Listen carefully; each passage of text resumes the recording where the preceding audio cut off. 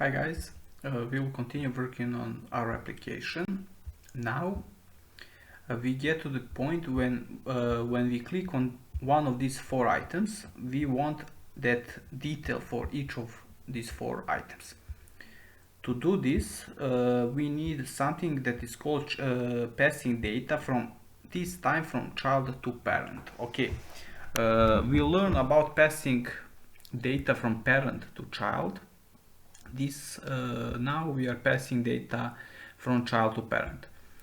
To better understand this concept, let's see first one example. Okay, in this example, when we click on this button, we change this count every time by 1.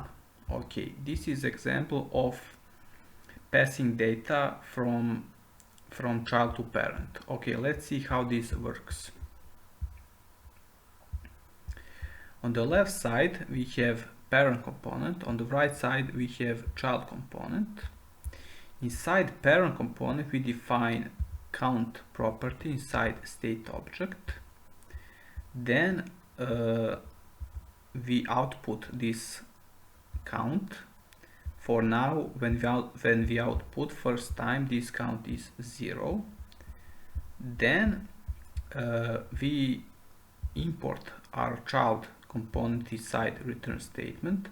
We pass a new property, new prop to our child component. We call this prop change count, and we pass method add as property. This method change count is this method. Inside this method we change our count with set state method, and we change count like this. We add +1 every time button is clicked. Okay, and on the right side we have our child component, and when we click on button we call this property. This property change count is this property that is coming from here, and every time we click on button, this property change count, this change count is going to call this method change count.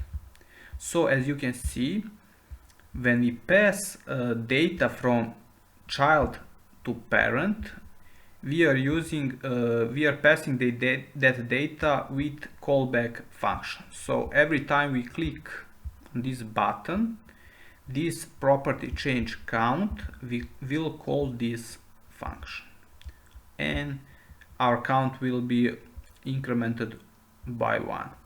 Okay, now when we know how this passing data from child to parent works, let's continue working on our application. Okay guys, let's continue working on our application. We don't need this anymore. So what is the point? When you click on one of these div, one that is clicked, we want that one to be selected. Okay, let's add new property inside state object. We will call this selected item.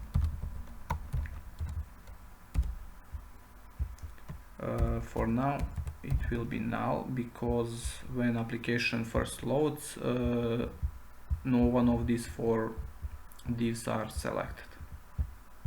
Okay, let's create new method.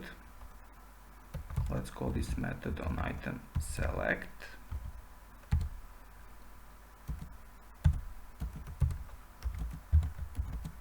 Okay, and inside this method we want to change the selected item. Okay, we will use set state. So what we want when we click for example on this, that one to be selected. When we click on this one to be selected, and so on. So we want this selected item to be that item that is selected. This method will receive that item as argument, And as you can see, this method is written like arrow function method because we use set state inside this method. Okay, let's pass this on item select to this component as a prop. Let's call it also on item select, and let's pass it. So we are passing this method in here as a prop in here. Okay, let's go to our item list component, and inside here we want this prop to pass even further. We want to pass it to item component, so let's do it. What we call this? We called on item select. Okay, on item select, and we pass this, we enter these props through prop system. So let's type props dot on item select. This on item select is this prop. Okay, let's save it. Let's go now to our item component, and inside here we have this div. This div is this, and this div. We want, when we click on this div, that div to be selected. When we click on this, that div to be selected, and so on. So let's add event to this div. Let's add on click event, and when we click on this div, we want to call function. We will use arrow function, and we want this function to return this prop that we passed in here. Okay, so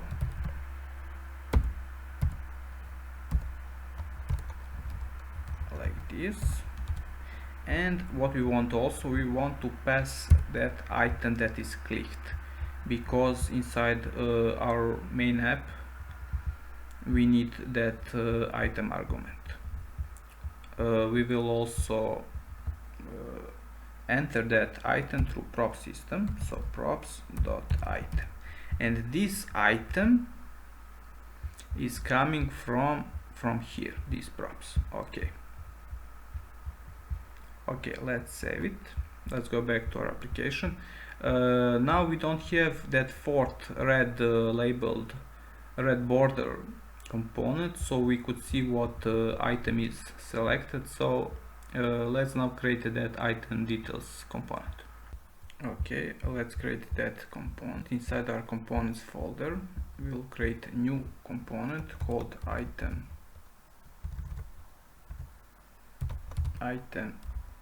details component. Okay, let's import React as usual, and this component will be functional based component.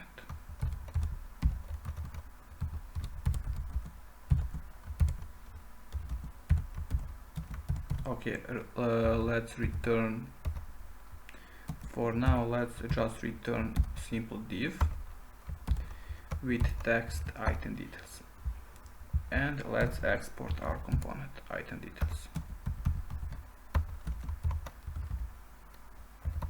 Okay, let's save it, and let's import this item details component inside our main app component.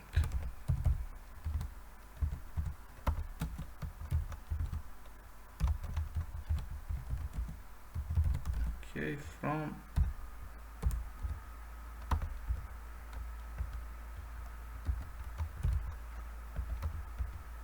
okay, and now let's render our component in here.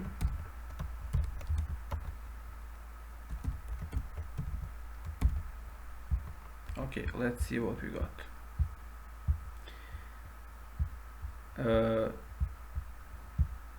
Okay, here it is, component. Now we need to pass information what item is selected to our item details component. So let's go back to our main app component, and here we will pass this selected item to our item details component. We will pass it through props. Let's call it item, and this item is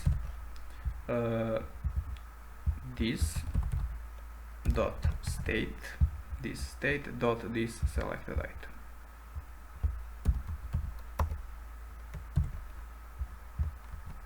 Okay, now let's go to our item details. We will access that prop through prop system, and here let's type props and that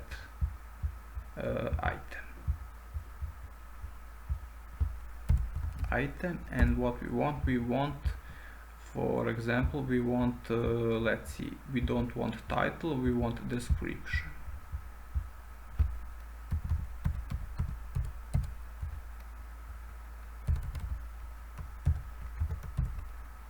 Okay, let's see what we got. Cannot read description of null. What this means? This means that when our application first loads, no one on that four item components is selected. So we need to make a little adjustment. So if we don't have item that is selected, and we don't have when the application first loads, let's return something else. Let's return just some text. Please select item. Okay, let's save it. Okay, here it is. Please select item. Let's select item.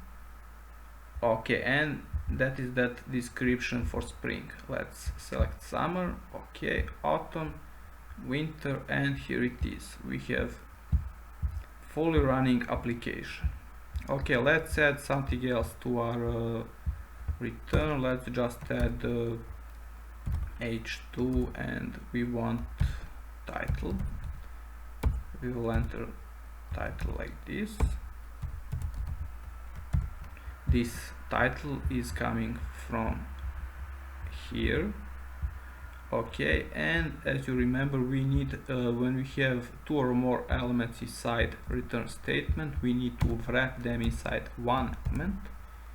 So let's wrap them.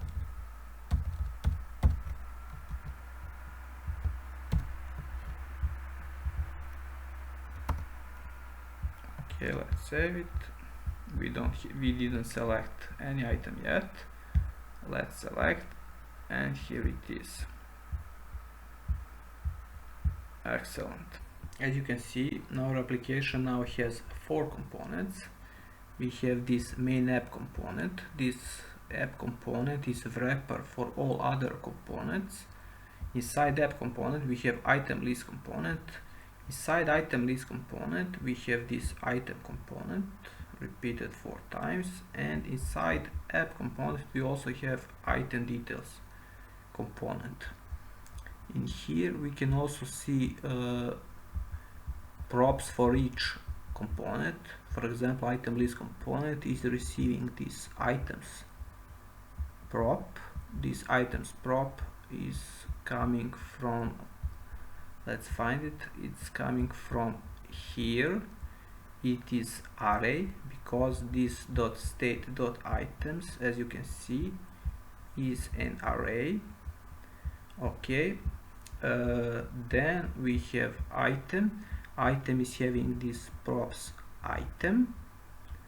This item is coming from here. Okay, as you can see, this item component is receiving this item prop. It receives this key and receives this prop on item select. Let's go back, and as you can see, this on item select is an method. Okay, what is this method? This method is this method. Okay, then we have item details component. This item details component receives this prop item. Where is that prop? Well, it is this prop item. Okay, and that's it. Okay, that's pretty much for what component receives what props. Right, guys, there is only one thing we need to do to make our application done, and that's styling this item details component, and that's what we are going to do in next video. Okay, I'll see you.